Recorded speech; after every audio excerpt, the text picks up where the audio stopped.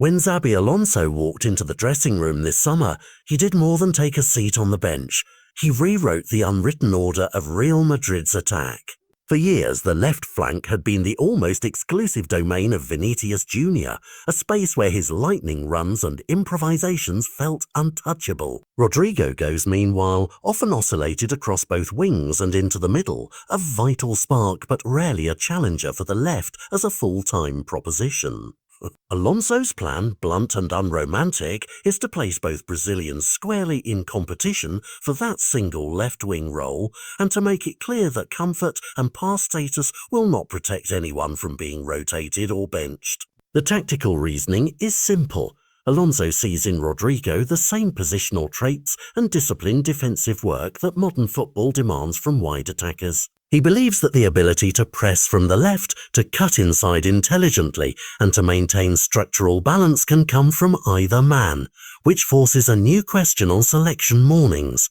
The consequence is harsh, but potentially invigorating. Madrid will no longer play to reputations. Instead, the coach will pick the player who best fits the tactical brief for each match, and the brief now heavily favours those comfortable on the left.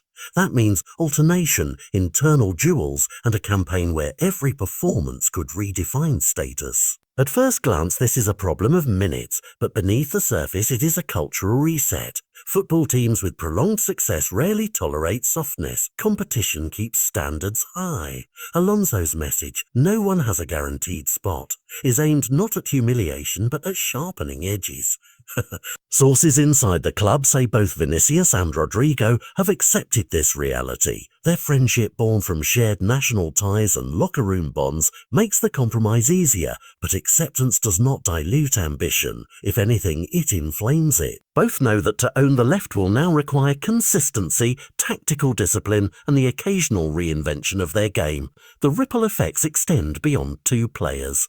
Madrid's right flank is being earmarked as a development zone where young talents, from Mastantuono to Arda Güler and Brahim Diaz, will gain minutes and influence. That strategic division of labour means that Rodrygo's drifting across the right is less likely this season.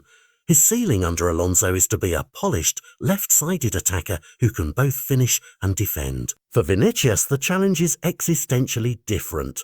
Maintain the creative volatility that makes him world-class while adding a layer of reliability so coaches know what they'll get for 90 minutes. This isn't just about team selection, it's a test for Alonso as well. He must manage egos, mediate minutes, and keep the squad united when headlines turn to who started and who what. The gamble is that healthy competition will elevate the overall level, that pressing the two Brazilians to outdo one another will produce a version of Real Madrid that is sharper, more adaptable, and better prepared for the long haul. The alternative, of course, is that rotation backfires, chemistry frays, and a season punctuated by public debate distracts from trophies. So what should fans watch for?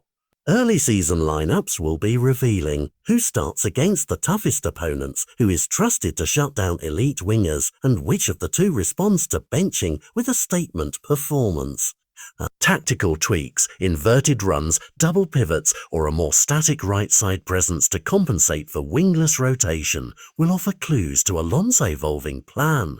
Above all, the duel between Vinicius and Rodrygo is not a feud to root for, but a contest that could define Real Madrid's attacking identity. If both men are pushed to grow, Alonso will have engineered a squad with options. If one topples the other, he will have forged a clearer path to consistent excellence. Either way, the season promises drama, high stakes, and football defined by merit rather than myth.